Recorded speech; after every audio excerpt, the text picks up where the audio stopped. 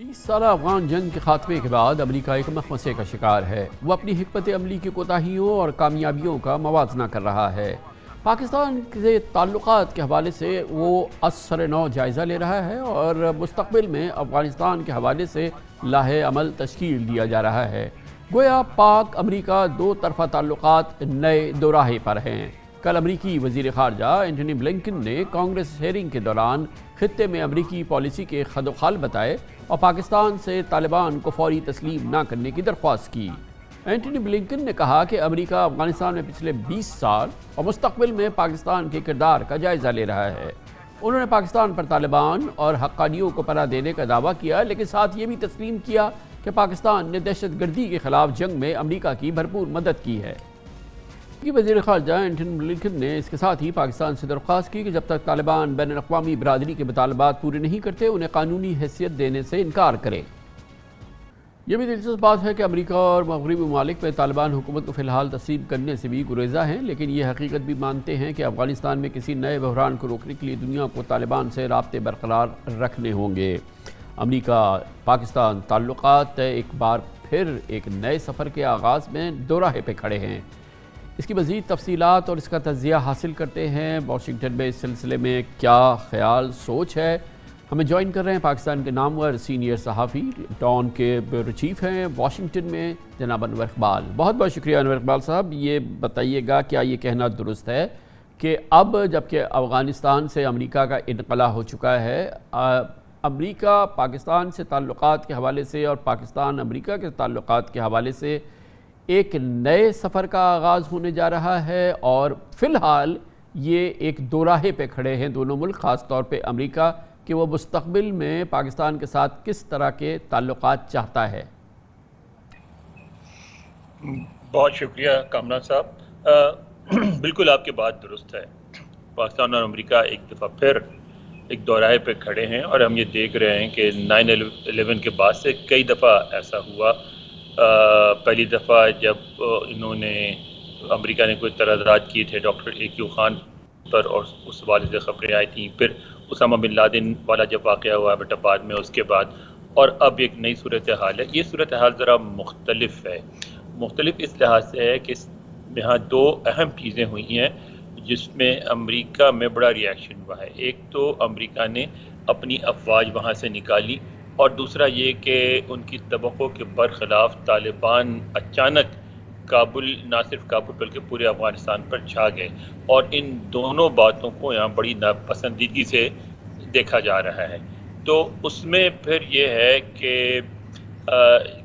जो मुख्तलिफ़ किस्म के एनालिसिस आ रहे हैं उनमें सरकारी भी हैं, गैर सरकारी भी, यानी हुकूमत भी यही कहती है, NGOs भी यही कहते हैं, मीडिया में भी बहुत लोग यही कहते हैं। वो ये कहते हैं कि तालिबान जो 20 साल तक सर्वाइव किया तालिबान ने, और फिर जिस तरह सर्वाइव करने के बाद एक वो कम बैक किया, वो पाकिस्तान की वजह से मुमकिन हो सका। अगर पाकिस्तान इनको पनाह गाहें प्रोवाइड ना करता, और पनाह गाहों से मुराद इसमें सिर्फ यही नहीं कि कोई आपने फ़ौजी ट्रेनिंग दी या ला के उनको वो किया, वो ये नहीं कहते। वो ये कहते हैं कि उनको एक जगह हासिल थी, भाग के चले जाते थे, छुप जाते थे, अपना इलाज करवाते थे, फैमिलियाँ वहाँ उनको रहती थी, और फिर मौका मिलता था वापस आ जाते थे।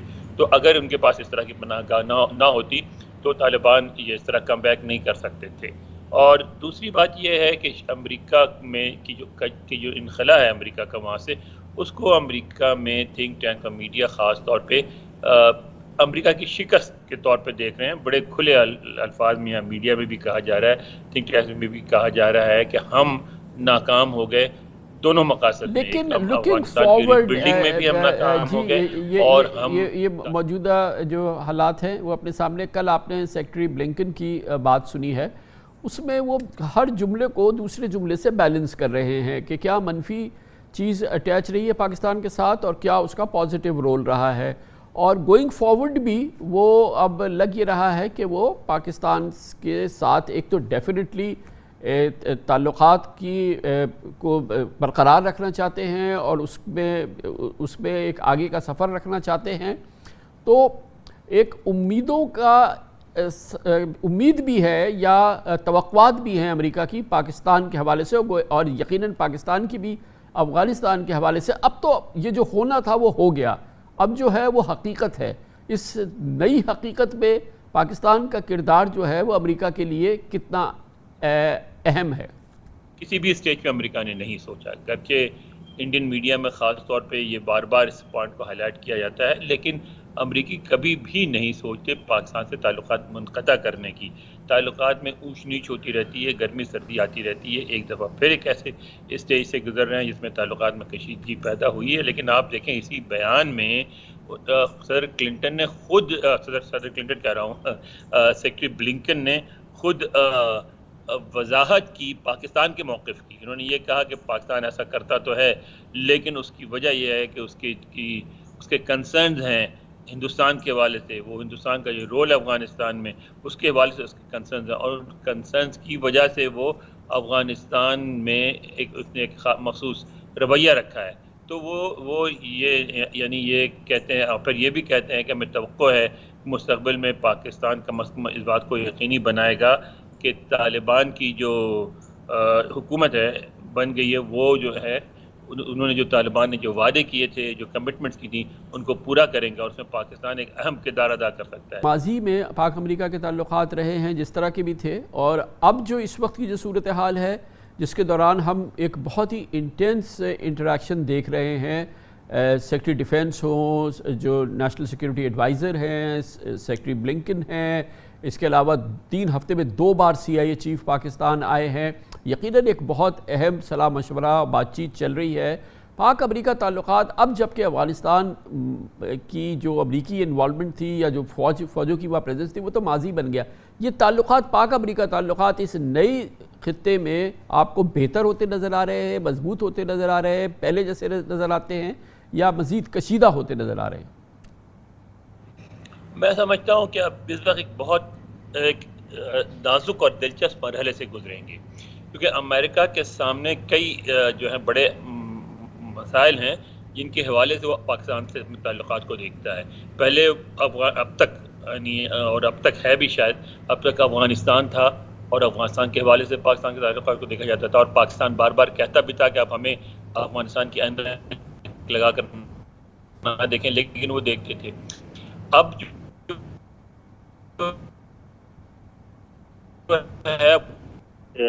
وڈرال کی، اس کے بعد جو دوسرا مرحلہ ہوگا اس میں جو چین سے امریکہ کے تعلقات جیسے بھی ہوں، کتنے کشیدہ ہوتے ہیں، کتنے بہتر ہوتے ہیں، اس کا اثر پڑے گا، ان تعلقات کا اثر پڑے گا پاکستان سے تعلقات پر، اور پھر بھارت کے ساتھ جو امریکہ کی قربت ہے اس کا بھی اثر پڑے گا۔ اس میں ایک اب تک یہ لگ رہا تھا کہ بھارت سے قربت بہت زیادہ ہے اور ہے بھی، اور بڑھ رہی ہے، اور چین سے کشیدگی ہو رہی ہے، لیکن ساتھ ساتھ اب ایک احساس واشنگٹن میں یہ بھی ہو رہا ہے کہ بھارت جو ہے امریکہ کی ساری خواہشات کو اس طرح پوری نہیں کرے گا جس طرح پاکستان کرتا رہا ہے، کیونکہ بھارت اپنے مفادات کے مطابق چلتا ہے، اور چین سے کوئی بھارت بڑی لڑائی بھی مول نہیں لے گا۔